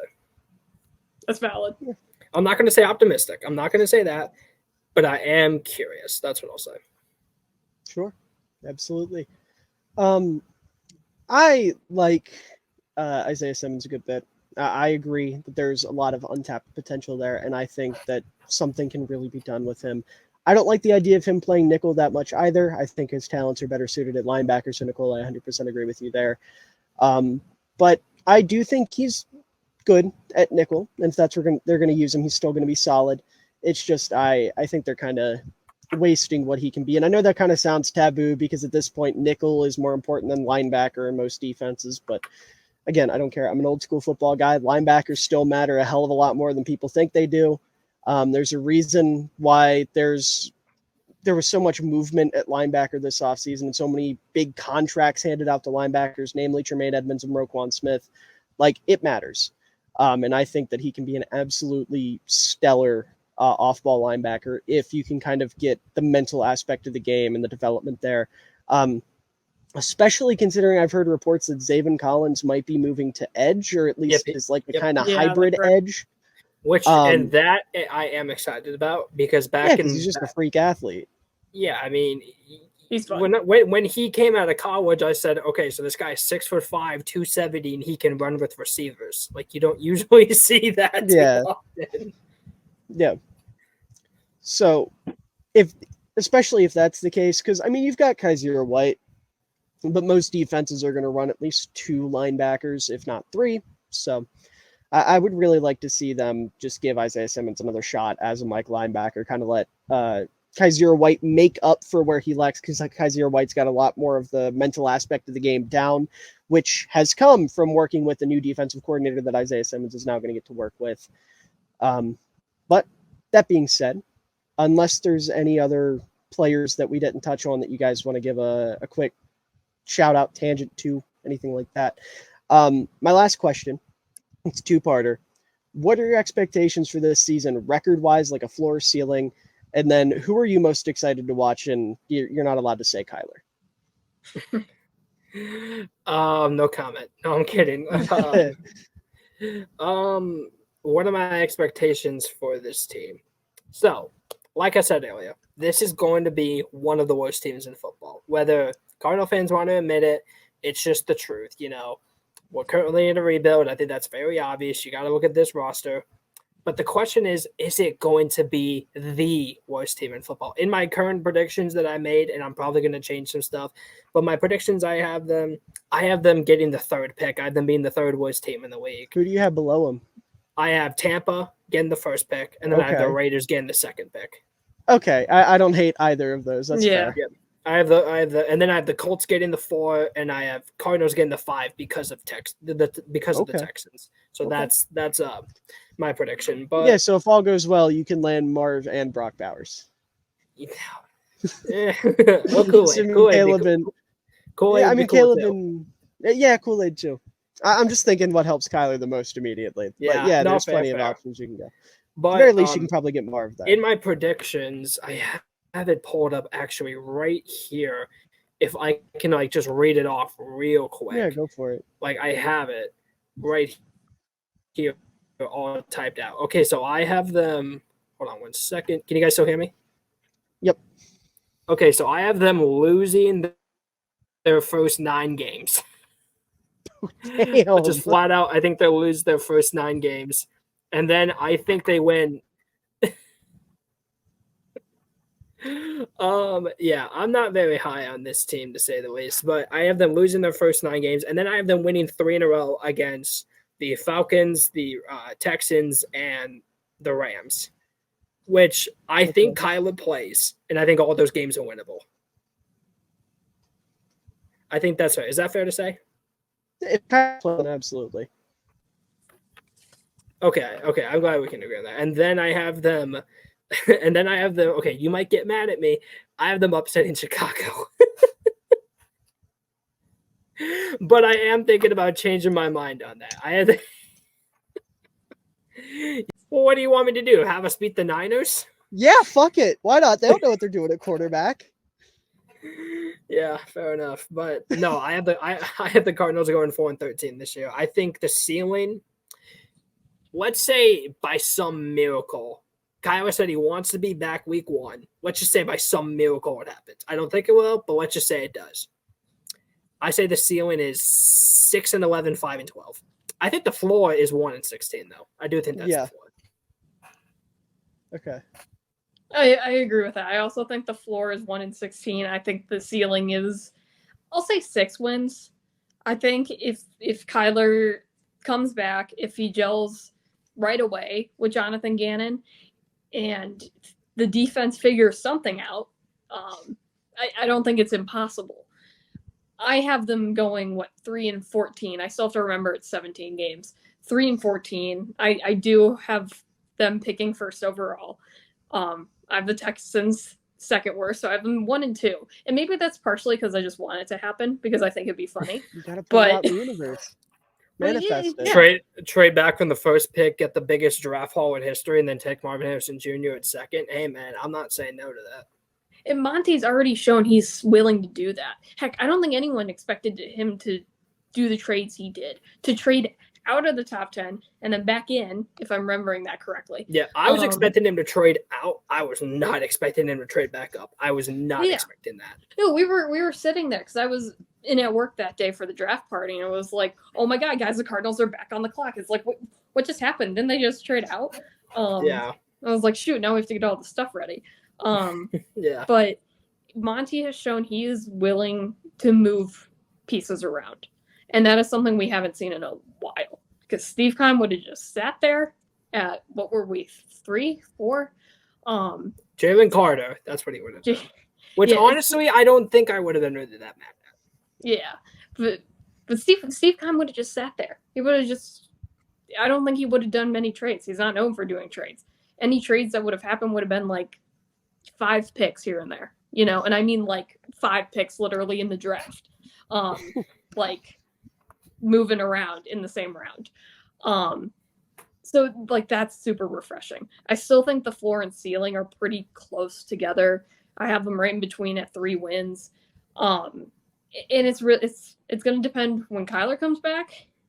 It's going to depend on the secondary's ability to stop anyone, which I think they'll be fairly fine at. Like I said, I'm a big Marco Wilson, Jalen Thompson believer. Isaiah Simmons in the nickel will be really interesting. Bringing up Zaven Collins, I want to go back to that for a second, because the funny thing it made me think of is if Zaven Collins were to go to the nickel, I'd be like, yeah, fine. And then they put Isaiah Simmons, and I'm like, no, which is so funny because like that they're putting Zaven Collins at edge. I just don't think Isaiah Simmons has that change of direction that Zaven Collins does that he needs at nickel to me. And that is purely based on eye test and vibes. I'm not the football nerd you guys are, but from what I've seen, he doesn't have the change of direction that Zaven Collins does. Eye test and vibes are more reliable than any analytic anybody could ever come up with, and I will die on that hill. True. That's why Cole Kmet's a top 10 tight end. Anyways, moving on. Hell yeah. I had to get that out. But moving back to the Cardinals, I feel like I've said that about 15 times now. Yeah. Well, you know, it was like you said a lot. It was a rough year for the Cardinals. Yeah. Hopefully moving away from the old regime. Not just hopefully, I think almost definitely everything's moving in the right direction. It's nothing we're going to see immediately. Sure. I don't think Cardinals fans are expecting anything big. But I also don't think they're expecting us to beat a worse team either. They're kind of somewhere in between. And it's like, sometimes you just got to be real and look at the roster. And it's the weakest roster in the NFL. And it's the weakest on the defensive side by far. And that hurts. I'm like you, Miller. When it comes to football, I'm a traditionalist. Nowhere else will I be a traditionalist except football. And they don't have the run game. They don't have the linebackers. They're kind of relying, or they were relying at least, on gimmick plays. And that's not going to happen anymore. And the last thing I want to say about the offense too, and Michigan fans watching this are going to know what I'm saying when I say this, and they're going to be like, get flashbacks. But what the Cardinals should want is speed in space. And this is a reference because this is what Josh Gaddis wanted to do at Michigan. And it did not work. But I think that's with Michael Wilson, you have Hollywood Brown. Greg Dortch is quietly fast. Zach Pascal has got pretty good acceleration. It's there. It is there for them to do. So and I think that should be what they want. Yeah, and if they can average like 14 points a game this season with Clayton Tune at quarterback or Colt McCoy, success. As far as you know what's going to be even better when Marvin Harrison Jr. gets drafted 3rd overall to the Arizona Cardinals, and I'm going to be so happy because Kyle is going to have him. Perfect. Absolutely perfect. What's up, man? But as for me, when it comes to a record prediction, I'm very much in line with you two. I think the floor is a win. I don't think they're going to go winless. I think they'll get at least one. And I think about 5 or 6 games is pretty reasonable. I would probably lean with Nicole and say 3 wins is probably like my overall prediction. I haven't done actual record predictions yet, so I'm just free balling there. But the second half of that question, what player are you guys excited to watch? You can't say Kyler because there's no guarantee he's going to play this year. And also, that's a cop-out answer. Well, I mean, okay, mine. It's obviously I'll give 2 because one is obvious. It's Greg Dortch. I think he's wide receiver 2 coming into the year. I think depending on Michael Wilson staying healthy, he could lose that, but I still think he's very solid at wide receiver 3 if he drops to that. And he's the best guy to take advantage of his opportunities. I know we've kept saying that, but he's that kind of guy. And he's going to give you 100% week in and week out, 110%. Like, you are never going to get less than 100 from him. And he's going to buy into whatever, which is great in what the Cardinals need right now. On the other side, it's probably Jalen Thompson, who I've become enamored with lately. I think, again, it's kind of biased. I think he's going to have a breakout year. I think him and Marco Wilson are going to play off really well of each other. I don't think it's going to be show-stopping or anything, but I'm really excited to see him progress. If I'm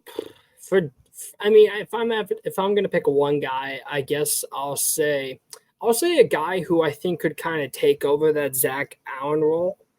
And he was a guy I did like in last year's draft. I'm going to go with Cam Thomas. This is a guy who I did really like at San Diego State, was one of the most productive pass rushers in the entire country that year. I was a big Maji fan, but the more I think about it, I just do think that I think drafting B.J. Ojolari is going to limit Maji Sanders because I just ultimately think B.J. Ojolari is just a better version of him. He's higher football IQ. He's got better bend. He's got more pass rush moves, and I know he's a better run defender than Maji. And I was a big Maji fan. Like, I don't know if you remember David from last year that we were on the show. I was a big Maji fan. We went back and forth about it, didn't we? Yeah, because I was a big Maji fan. Yeah, I was a big Maji fan, and it's mainly because I'm a sucker for putting up good tape against Alabama, and that's exactly what Maji Sanders did, was put up good tape against Alabama because he had, I think that was his highest pass rush win rate of his entire career. I think he had 11 pressures that game, so it was ooh, he did good against Alabama. So, yeah. But no, if I'm going to pick one guy, I guess I'll say Cam Thomas. But another guy I am cautiously optimistic about, like I said earlier, is Marco Wilson. Yeah, so I'm going to kind of cheat here because I've got 2. I also have players I'm excited for on the Cardinals, believe it or not. And I'm going to say the combination of James Conner and Keontae Ingram, just because, like I said, I'm a sucker for a good run game. I'm really excited to see the new version of the Cardinals run game that's going to get installed. And I say both of them because I do agree it's going to be very much a split carry type of situation. Yep. I'm excited to see what Ingram is going to bring in the run game, especially. But Conner, like I said, I get around to praising him. I'm excited to see what he's going to do as a receiver because James Conner is quietly one of the better pass-catching running backs in football.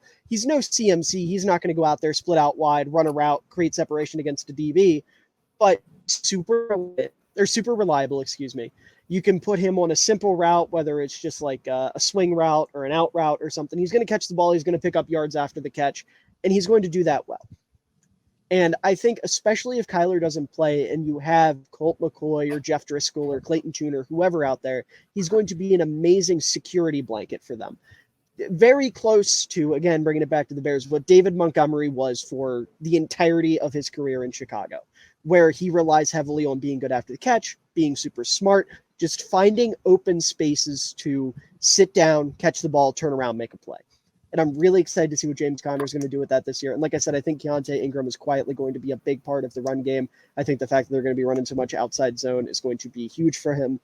And I'm expecting him to put something together and look like a good running back. But I think that about covers it. You two have the floor now to plug anything you'd like to plug. I always give my guests the floor to plug things. Find me on TikTok at PicknSpreads. I'll be posting. I post NFL content. I post college football content. Also, like I said in the podcast, I'm the big NFL draft guy. I'll be posting scouting reports, summer scouting reports on my Instagram. I already posted one of Caleb Williams. Expect at least a couple dozen more for the summer, and expect college football content as well.